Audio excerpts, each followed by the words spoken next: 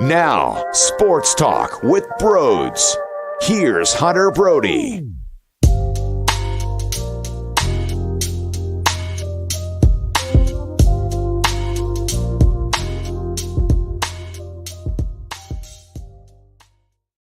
Whether you like it or not, we are going to see DeAndre Jordan out there again because Doc Rivers is clueless. Doc Rivers has no idea what he's doing, and Doc Rivers must be blind because I don't know how you can possibly continue to play that disaster on the floor. Now, after the game, he's discussing how he was talking to the team, and they mentioned wanting a big man that can roll. I don't care what they mention because what they choose or what they chose did not work, and it did not benefit this basketball team. I'll give you all the numbers on how much of a disgrace it was out of DeAndre Jordan as we get into this show. But wow, oh wow. The Sixers lose game one in Miami. Welcome on into Sports Talk with Broads. Not having Joel Embiid suck the life out of me before tip-off even began. There's no sugarcoating that. I had some faith that maybe they could pull this one out, and we saw better defense in the first half. They were up one at half. Tobias Harris was balling. We saw some good zone defense. We even watched them defensively with the dribble handoff. I thought they did some really good things throughout multiple possessions to give them an advantage by looking at what Miami was doing with those dribble handoffs and really applying pressure throughout those moments, but it all evaporated by the end. Tyler Hero coming off the bench and drilling shots, and I don't want to break it down so simplistic because there is more to it than just make or miss type of league, but there were so many golden opportunities to drill a shot that if you shoot the basketball from deep in today's game, 6 of 34 for 17.6%, I don't know how many basketball games you are going to win. I thought George Niang looked horrific again.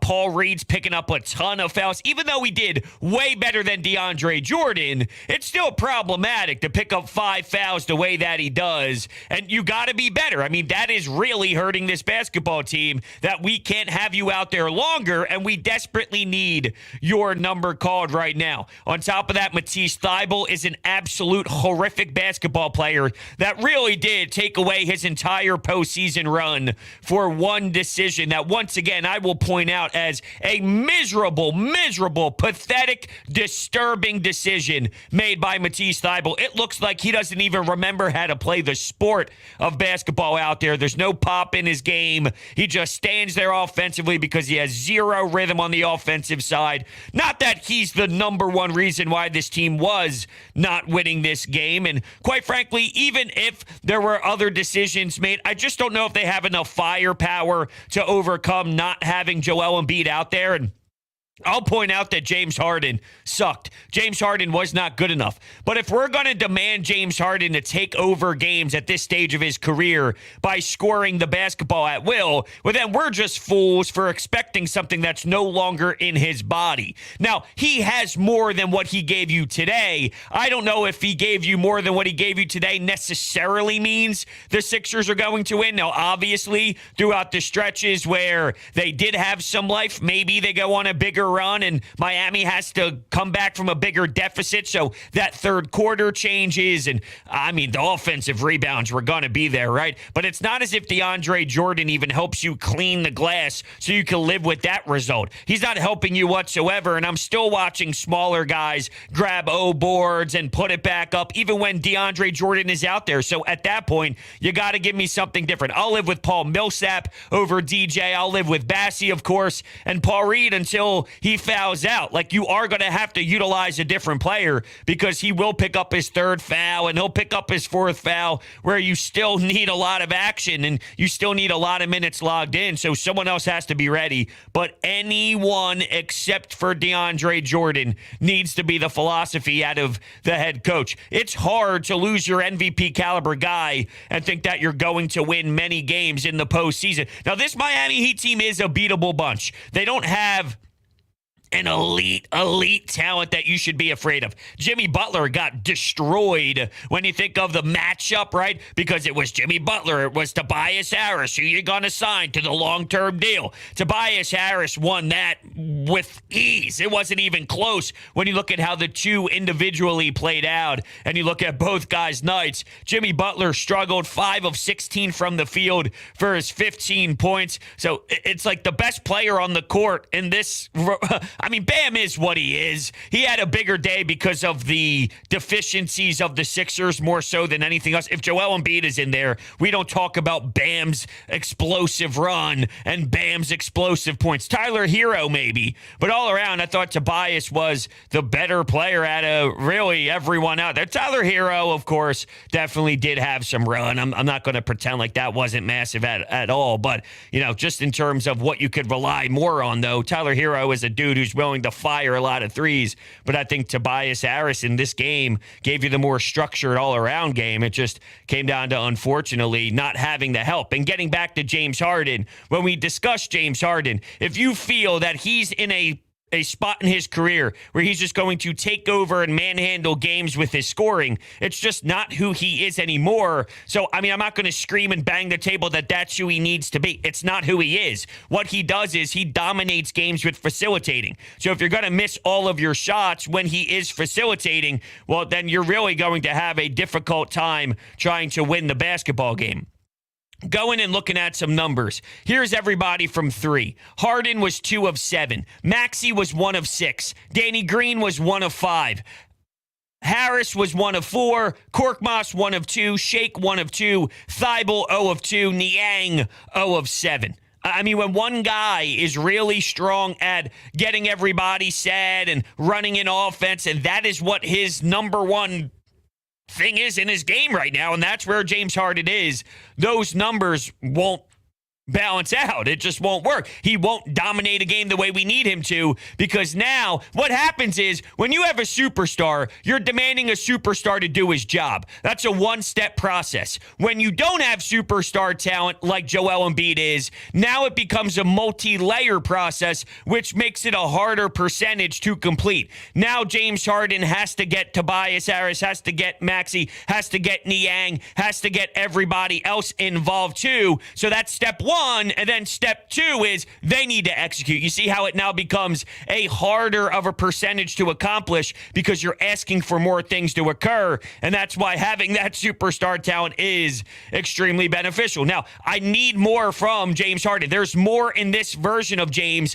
than we got today, and I demand him to be better. That's just, quite frankly, what it needs to be. James Harden needs to be a way better basketball player than he was today. I think there's a middle ground. I can't demand him to be the Houston James Harden. That's just foolish and unfair because that's not what is in his bag anymore. I've seen a more efficient version of the facilitating / still having that aggressive mindset and being better, knocking down his shots and being someone who's willing to be more of an aggressor when he does have the basketball and looking to score. We got to find that middle ground, and that's what you're going to need to win a basketball game in Miami without Embiid to get us to a Philadelphia 76ers Wells Fargo Center with the series split. There was a time where I was way in a better mood about what I saw and thought, okay, look, I mean, they definitely played hard. I give them their credit for that. And I don't think they didn't play hard. Maxey might have not have played extremely well, but you could tell when he was out there, I mean, he was giving you everything he had. Tobias was giving you everything that he had. I think James Harden, to a degree, kind of gave you what he had. This is just the version of James Harden that we have in 2022. He has excellent nights. He has average nights. He has poor nights. This is James Harden. Let me just stress that this is what James Harden is. I don't think they didn't try hard. You just don't have your superstar talent. But they were hanging in there until it kind of got blew out of the water. Offensive rebounds galore. We knew that they had problems even with the big fella back there when it comes to grabbing rebounds. So what do we anticipate when he wasn't going to be available? It's going to be even uglier. PJ Tucker getting into James Harden's grill at times, working on the glass. Just stinks. It stinks that we're here because of Pascal Siakam just throwing a mean elbow and fracturing the bone, the orbital bone of Joel Embiid. Because this is a very winnable series if Embiid is in there. I actually love this matchup if Embiid is in there. Right now, it is a really hard ask. We'll see what game 2 means. Because if they make a couple more threes, well, where does this go? When it's a 2-point game, 4-point game, obviously Miami went on a storm and went on a big run and blew it out. But what if the Sixers actually had answers and instead of shooting 17.6% from three, they shoot 34% from three, and instead of some of those leads going to 10, well, it stays at around 4, and then the Sixers have an extra push, and there's just a different tone to the game because they were actually drilling their shots instead of a brick and iron nonstop. Because that's a big-time difference in the outcome in some of these possessions. And as much as we have problems with some of these Sixers players and we're mad at their inability to do certain things offensively, 17.6% and only making 6 threes is a disastrous number that even this Sixers team has more in the tank, coming from a lot of different players from behind the arc. So, game 1, they hung in there as long as possible. Miami, went on a surge, knocked down a lot of shots. Tyler Hero off the bench. The place, you could feel it. Not that there were many Miami Heat fans there. Just like any typical Miami Heat action, there's 50, 60% of people in there. You see all the empty seats going when there's 8 minutes left in the first quarter or whatever, 4 minutes left in the first quarter. It's 8 minutes into the first frame. But that third quarter momentum swing, it did get loud in there for the percentage that was available and decided to actually show up for their fan base. And you could tell that they were smelling blood and curb stomped our heads in, which is what they are supposed to do. And that's where it makes it the feeling afterwards a little less optimistic. I know Paul Reed is claiming that he feels they could beat this team, and I'm sure they do, and they should, right? There are some positives, but for me as a fan, afterwards, I felt better about their compete level, not even just at half. And I know the third quarter was where things really rolled out of control and fell off of a cliff. But there was a time earlier in the game where I definitely did feel that I would feel better about the outing afterwards. And once you see 20 points, 20-plus points, oh, man. What's that? Korkmaz is out there with Matisse Thybulle in garbage time? Oh, sheesh. A bit deflating. We don't know exactly what this means, though, until we see game 2. If they continue to find ways to work well with the zone, continue to look at those dribble handoff possessions where they were able to handle that defensively, and if their shots fall a little bit more.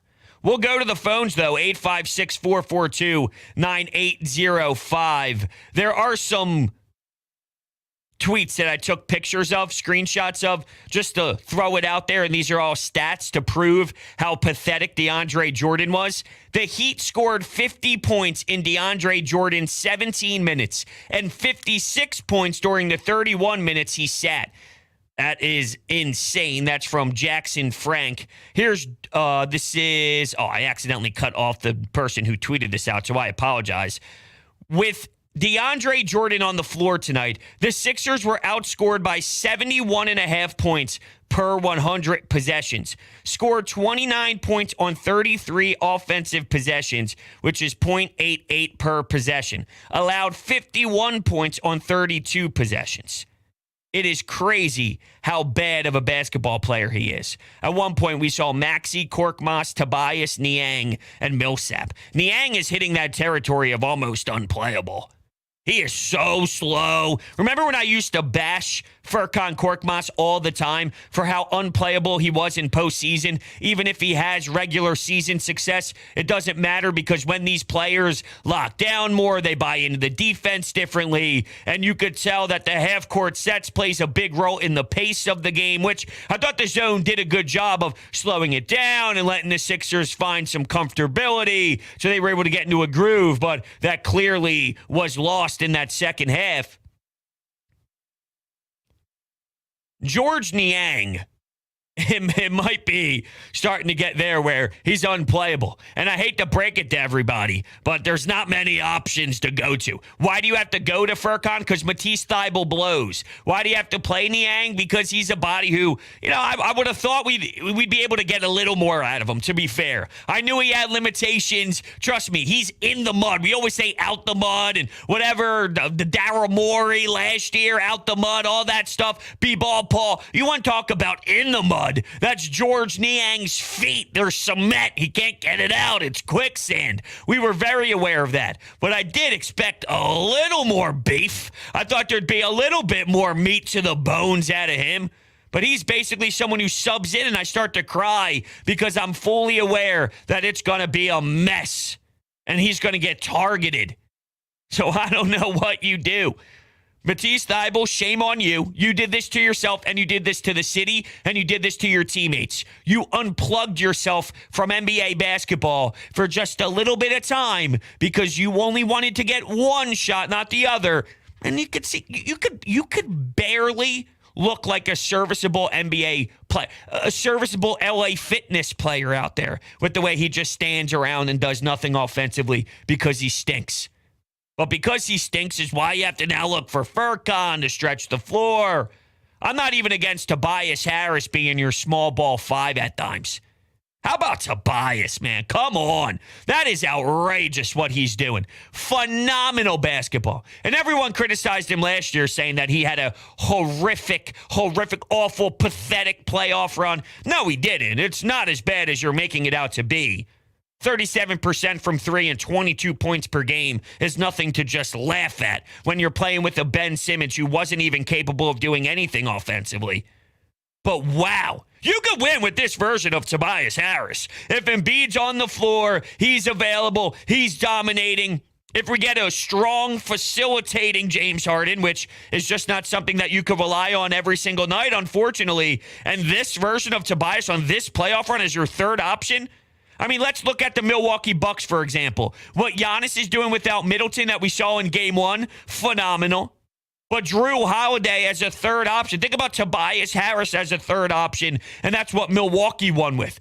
You can win with him. And I know we'll be talking about things in the offseason and all. I'm not trying to get into a long-term discussion and offseason moves by any means. But this is winnable playoff basketball for a number 3. By a long shot, too. This is very solid for that. Damn. I'm so impressed, too. Not is it about some of the shots that he's making where he picks up his dribble. It's a mid-range jumper, but he's fading away. His back is turned to the basket, and it's nothing but net. There's so much confidence involved to target a matchup that he feels he could expose due to size. But I've seen him try that in years past, or I've seen him try that in earlier months this season, and it was just tough to see. It would be short. I don't know if his legs weren't underneath him. Remember, there was the whole COVID debacle, though, and the team missed so much time. Maybe there was a relationship between that, or a correlation, maybe is a better word, between that and why it was so bad in those early stages. But the way that he's give me the ball and let me go. Now, I mean, I'm watching the third quarter play out, and I see the team relying on that so heavily. And once I recognized, okay, it's every possession, give the ball to Toby and say, go get me a bucket. While I appreciate it, and I think it's fucking awesome that he's doing this, you can't rely on that ever. You give the ball to Drew Holiday every possession, that's not good. You can't give the ball every possession to Tobias Harris, but there just weren't any other options, and you basically had to pray that he would bail you out. I can't get over Doc Rivers either. I mean, really, Doc? What did he say afterwards? Whether you like it or not. Well, we hate it, Doc, because everyone with eyeballs, and even people who listen to the game, they hear exactly what we hear. They see exactly what we see. A basketball player, although the TNT broadcast today made it seem like that DeAndre Jordan wasn't that bad. He sucked. It was so bad. The fact that he's trying to actually acknowledge that there was some good out of it, it makes me want to throw up, Doc. This is why you are discussed the way that you are discussed. Okay, I know I mentioned previously that I was going to go to the phones. I got sidetracked into a little how do you do? Blame me. Blame me. But this is what I do. All right, let's kick things off with Sean. What's up, Sean? I'm blaming you for it all, Hunter. Blaming you for the loss. You know what? Pathetic performance. That's how it always goes. You know, my fiance, it's my fault. My mother, it's my fault. The dogs, it's your fault for not taking me out on time. It's always me, Sean. It is. But this game, to me, shows you beyond a shadow of a doubt that Joel Embiid is the MVP of the NBA. I mean, look at what's left in his absence. I mean, first of all, you're trying to play a perimeter game with a team of guys that can't shoot the basketball. That's never going to work. Number two, nobody hits the glass on this team at all. Rebounding isn't as much about size as it is about effort and positioning. I mean, I saw Charles Barkley at 6'4" rebound for years with the 76ers. I mean, it's just pathetic, the second, third, and fourth chances they were giving up all night. Yeah, to be fair, though, not that I'm going to say it's allowed, but we watched 82 regular season games, and we always try to find out, okay, what is this team's identity? Well, even with Joel, they just got destroyed all year long. So at this point of the year, especially without the big man, I'm not telling you it's acceptable, but I also have to be realistic and say, well, at some point, it's going to cost you because it has all year. It's not going to change now. No, that's true. And I mean, third, you know, they have no bench. I mean, guys like Paul Millsap, DeAndre Jordan, Furkan Korkmaz, those guys at best should be in at the end of games and mop-up duty. I mean, you just can't win if you can only put out maybe a 3 to 4 man legitimate lineup at all times. I mean, the Heat can come in with Hero, Oladipo. I mean, they've got guys that come in and contribute. What did their bench outscore them tonight by, like 36 to 10? Something like that? Yeah, it wasn't good. It wasn't good, and I appreciate it, Sean. Yeah, well, they bring up Oladipo off the bench, and they're bringing other names, and the Sixers go to a George Niang who cannot move at all. His feet are so damn slow, and Shake Milton. So just to put it in comparison here, yeah, absolutely, that's been a flaw of the Sixers, and that's something that you gave away a couple guys for James Harden, which I would still say you do every day of the week. But if you're looking at Daryl Morey, that's somewhere that he has to change when he gets to the offseason, is not only figure out what he's going to do in terms of James Harden, which is the number one. How is that whole thing going to shape up with the James Harden storyline, that is, because we know about the contract, the extension. Oh, wait, no, there wasn't one. All right. Now, what are the Sixers going to do financially to try and get cute and fancy, right? So from that angle with Daryl Morey, what's going on there? You got to build a deeper bench at the same time, and sometimes it comes down to other teams realizing where Joel Embiid is in his career and looking at this as a golden chance to make a better playoff run and being a key piece of six-man to do that. I don't know. Maybe you get a little creative in this next game with Tyrese Maxey to try to maximize that speed a little bit more. And you did see some really good takes to the basket and trying his best to maximize what he does with that burst. At the same time, maybe there's some more things you can incorporate to just give I almost said the Raptors. No, I can't stand them. And the Maple Leafs won today. Ew, makes me sick thinking of those Raptors fans actually having a good time tonight. And by the way, their announcer did say their broadcasters did make an announcement publicly. At least I saw one of them did. Not that it matters to me because the Sixers are no longer with the MVP of the league. That is correct. I'm claiming him the MVP of the league.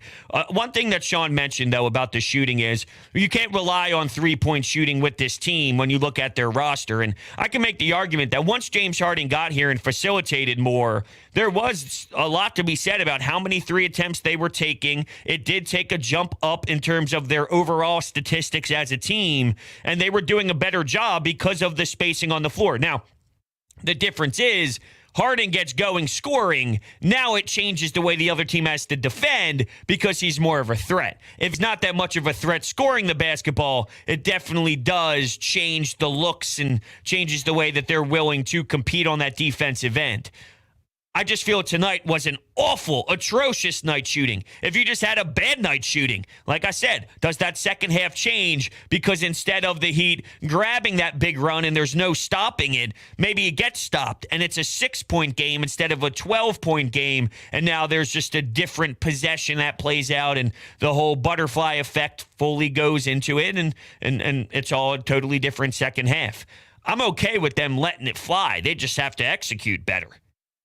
If you're telling me Danny Green, who has had big nights, 4 threes, he's been playing his best basketball this year, I'm okay with him taking a lot of threes. I'm okay with Tobias. I'm okay with Maxey taking threes. Maybe I would like them to get those looks a little bit better. Some of them it was your flat-out standard make or miss. Other times I thought maybe they were forcing some things, especially when they could feel that they were somewhat sinking. Niang pulls up. So you got to clean it up. But I don't hate the fact that they're willing to take threes. They just can't shoot 17.6%. That's deadly.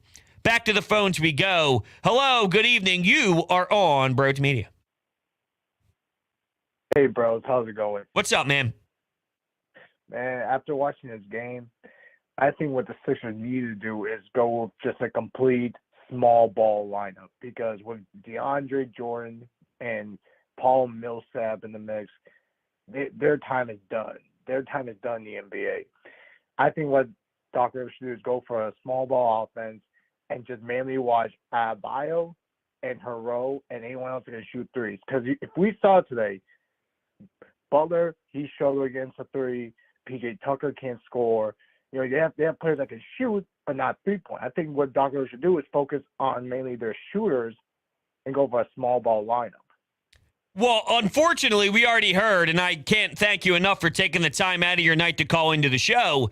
He already claimed that they are going to continue to use DeAndre Jordan. I'm okay with going with small ball lineups. The problem is Paul Reed can barely play because he's picking up so many fouls. And, you know, that's on him. That is on him. I cannot believe you're fouling this much. He talks about, well, I play 125%. I play 150%. Whatever number he used after the game. That's great. You're supposed to. You're in the NBA and you're competing in the playoffs. Still got to play smarter. I mean, it's crazy how much he fouls. There's getting into foul trouble, and then there's this, which is, dude, I mean, you're not even keeping yourself available for the team, which, I get it, you're a motor. You're a guy that runs out there and creates havoc, and he creates some sort of spark, gets a steal over by the right side of the sideline there out of bounds, and then he makes a play where they get a nice, easy, fast break bucket and a nice layup for two. That's part of the, you know, Paul Reed lifestyle, if you will, and you got to take the good with the bad. But, dude, we got to get to a point where you have to be more available than what you're giving this team. So whether it's a Tobias Harris, my point is, though, I'm willing to go small ball, but just keep in mind, you're going to rip your hair out for a lot of issues that occurred during the small ball, too. They can't rebound with Joel Embiid. That's part of their problem. Even with Embiid, they go through struggles of rebounding. Right now, they go through offensive rebounding struggles. It's going to be just as painful, and you're going to have plenty of possessions where you can't stand what you're seeing because of the small ball. There's going to be repercussions based off of that option and based off that decision. I'm willing to take that risk because I know the other option isn't sustainable and you get destroyed. So I'll even live with more of Paul Millsap if you have to. My preference at this point would be Paul Reed and Charles Bassey.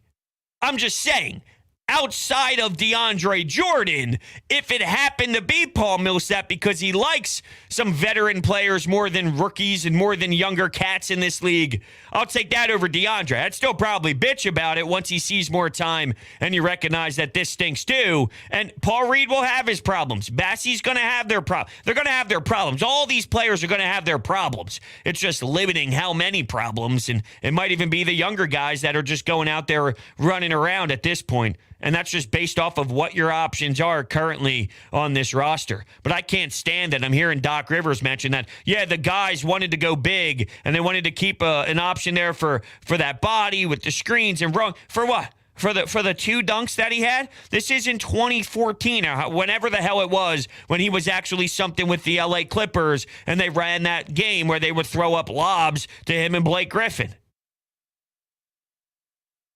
Everyone who watched this game is baffled, scratching their head, wondering, what the hell are you doing, Doc? And I know what all the national media attention is going to be. Harden, Harden, Harden, Harden, Harden. Harden can play better than this, and I'm going to hold him accountable. I don't think you lost this game just because Harden had a tough one. I mean, it's a collective reasons. That's part of the pie. So is Doc Rivers. So is DeAndre Jordan. So is Tyrese Maxey. So is Matisse Thybulle. So is Danny Green. So is George Niang. Did I already say him? I forget. But it was a collective team loss today. The national storyline, though, because James Harden's name pops and it's sexy, will be what Stephen A. discusses, I'm sure. And there'll be the debate on what type of player he is. We know what type of player he is by now. I'm just sick and tired of that debate. Well, James, we know. What did you see today that you didn't know? Just like Game 6, we know he can do that. And just like when he has good games, we know he can do that. But when you see how poor they shot as a team, and then you point out who James Harden is now, well, if you shoot poor and he facilitates everybody, and that's his best attribute at this time, of course he's going to have a bad night at the office. I need more from him downhill. I need more from him from those threes with those step backs. Now, the one, it was egregious. He clearly gets smacked on the forearm, and the shot's about 5 inches short, and it hits the front of the rim, and it's clear as day that Bam comes down and smacks the shit out of his forearm, which caused it to be a bad shot. That doesn't change the fact, though, that what he is now is a primary point guard looking to set up offenses. That's what he does, and we need to commit to that as someone analyzing what it is. I can't wait for Wednesday night to see if this team sneaks away with one and pulls some strings here to tweak some concepts and shoot the ball better. And if they just shoot the damn ball better, what is the delivery like and the feel like? What's the pulse like of the action? Because 17.6%, I can't get over that either. So I can't get over Doc Rivers' decision. I can't believe how bad DeAndre Jordan is just as a player at this point. And I can't get over the offensive rebounds. And I can't get over how bad they shot from three. And I can't get over the fact that Joel Embiid's not here because Pascal Siakam elbowed him in the orbital bone and broke it. All right. Let's take our next caller. Thank you so much for waiting as patiently as you did. You are on the air. What's going on, bros? What's up, man? First off, I just want to say, who the hell does Doc Rivers think he is for making that comment post-game saying, oh, yeah, I'm going to start DeAndre Jordan regardless of whether you like it or not. The dude he's fossilizing as we speak. He's nowhere near what he used to be. In the first, 4 minutes of the game, he was minus 12 on the floor. Miami scored 50 points or whatever it was. He absolutely sucks. And the fact that Doc Rivers wants to go out and publicly back him after a game and what he's produced so far in Philadelphia, it's absolutely embarrassing. It is, and it kind of summarizes exactly what I've been saying about James Harden, which is I kind of have my expectations on what he is and what he does out there. With Doc Rivers, why am I surprised? He's done this all year. We know what the Doc Rivers experience is like. He yelled at media members for saying they should bench Ben Simmons. Or, the media members didn't say they should, but he brought it up and asked if it was even a thought in his mind, which by the end of it proved it was a smart thing to bring up because you had to, because Ben Simmons sucked. It's the same thing here where I have enough of a sample size of this version of Doc Rivers to know this is what he does. We could say the audacity, Doc, but at the end of the day, he hates everybody here. He despises this city. He doesn't enjoy working here. It's clear and obvious from his tone, and this is what Doc Rivers does. Absolutely, and it just drives me insane with all the stuff that he does where he just bitches and complains about everything to the media, like, oh yeah, how we know nothing about basketball like last year with Ben Simmons and all this stuff. And also another thing I wanted to say, just when it comes to Tobias Harris being your only option, reliable option in this type of game offensively, you're not going to win many games. I'll give credit to Miami. They're a hell of a defensive team. They can give you whatever you need. They can put you in jail whenever you need to. And when you limit a team to 6 for 34 from 3, you're doing a pretty damn good job.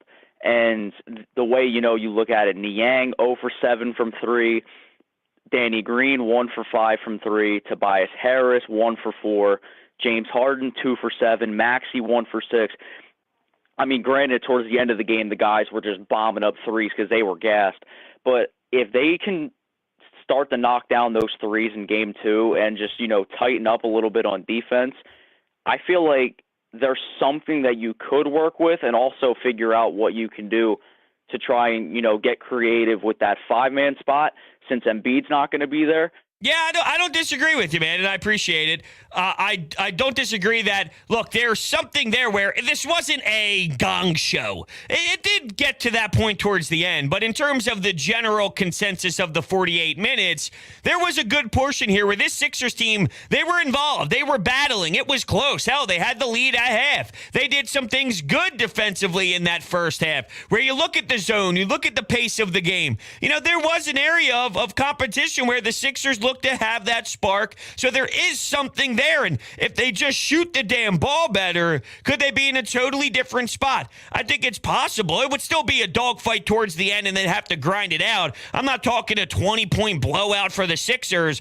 or an easy victory where we have our feet up in my recliner here in the man cave and we don't have to worry whatsoever. It'll be a night where you're sweating it out. It's the fourth quarter, 7 minutes to go. It's a one-possession game. You're on the seesaw if we're going back to Mark Zumoff. It would be some tight action where you're starting to get a little bit sweaty in the palms. And when they go to commercial break, you're pacing in front of the TV and you're kind of rubbing your hands together, wondering what's going to go down. And when shots leave the fingertips of any player, you kind of lose breath for a half a second until you see what happens, right? That's all part of this. I'm not claiming if shots start falling, it's an easy automatic win for the Sixers and let's just go about our day and it'll be just the easiest win ever. Nah, it'll come down to the wire where you need someone to deliver in a big spot, and they don't have their number one guy to do that, which stings big time from, to a tremendous level it does.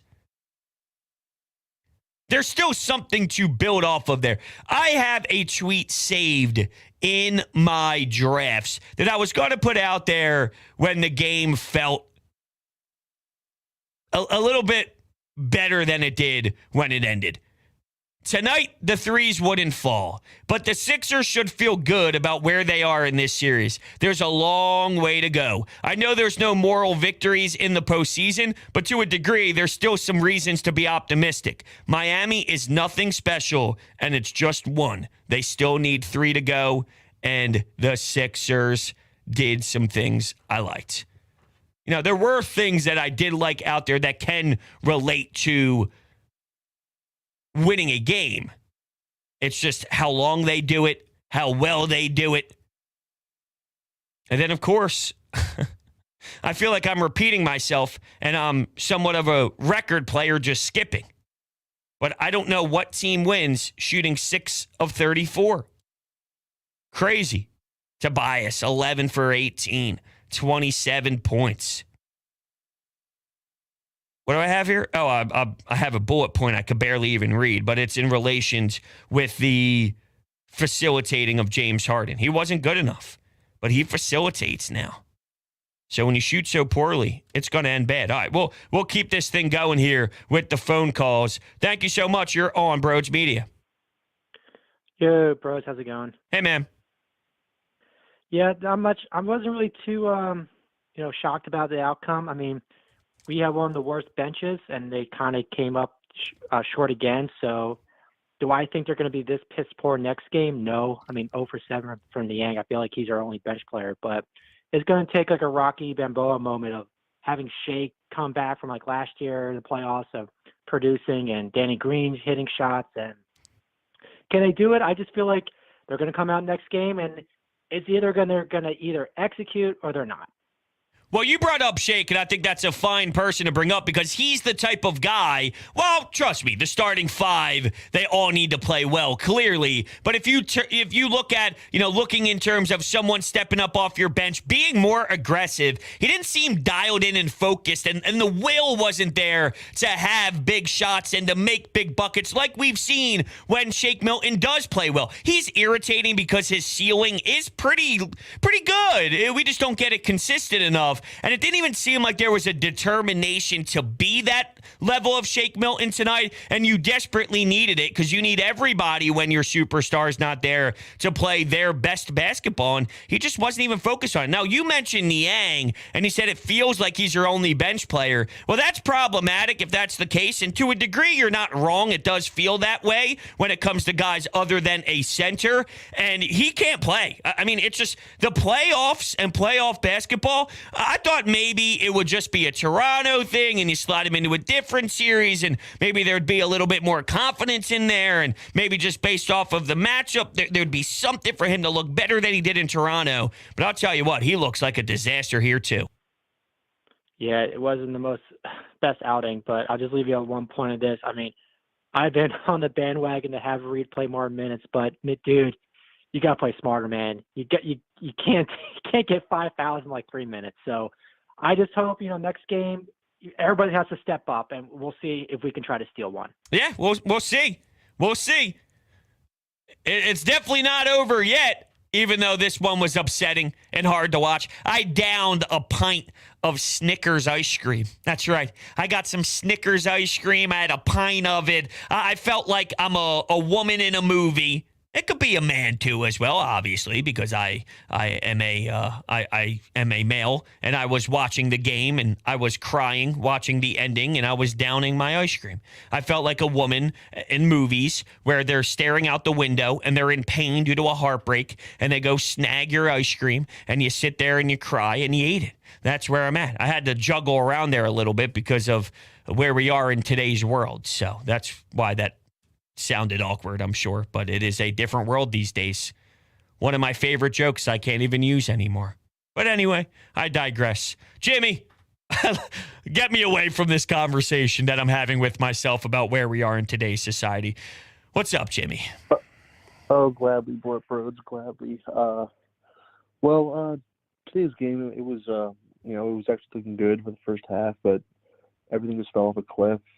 And normally I would come out here and bash Doc Rivers, but honestly, what does he have to work with in terms of, center depth, in terms of, you have either Paul Reed, who can't not foul for his life, even though he gives a lot of energy, and a stiff like DeAndre Jordan, who all this guy is out there essentially to do is just rebound the ball, and he can't even do that. How many times did this guy get offensive rebounded against? It was embarrassing. Yeah, here's what I'll say about Doc. I don't think he's the reason why they lost the game, as if he went to Paul Millsap instead of DeAndre Jordan, do they win? Probably not. Could they have had a better run with maybe a Bassie, another young kid who just has all this energy? Maybe, but he definitely, and he did not even close come to maximizing what he does have. So it's clear with Embiid, from a scale of 1 to 10, you have a 9 roster. Right now, you probably have a 6.5 or 7, but I felt he gave us a 5. So I need to demand that Doc Rivers, even though he was a part of the pie and a pretty decent chunk of the pie, in my opinion, tonight on why they failed and did not win.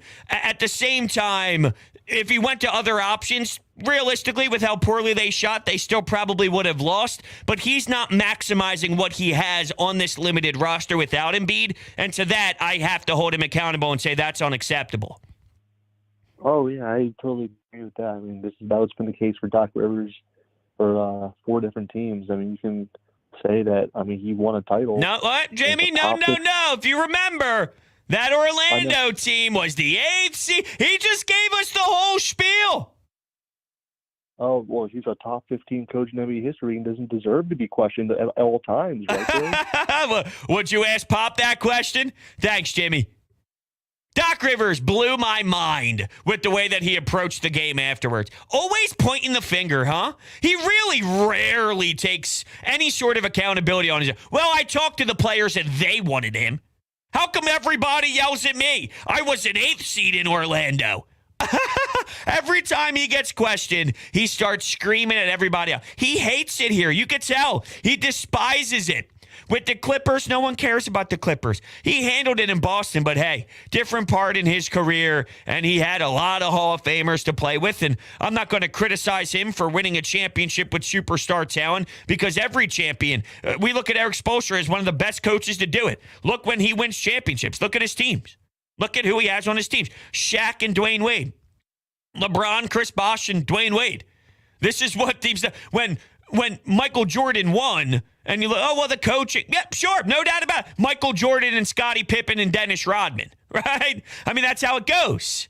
Shaq and Kobe in L.A. Look at the coach. Right? That's how it goes.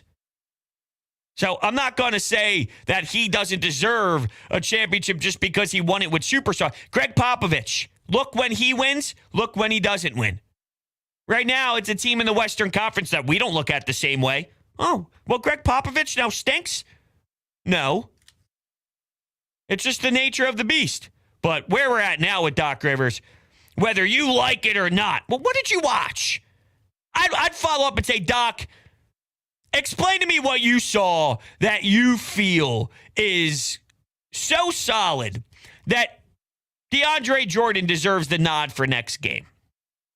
Can you tell us exactly what you saw from DeAndre Jordan that you feel is good for next game? Or can you tell me what you saw in the matchups when DeAndre Jordan was out there with who they had out there that you saw some positivity? That's what I would ask. Because this guy's a clown. My mother doesn't watch a lick of basketball. Yo, Lise, who blows? That guy right there. Thanks, Lise. That was her pointing to DeAndre Jordan. Because anyone can tell. So how is one of the winningest coaches in NBA history so blinded?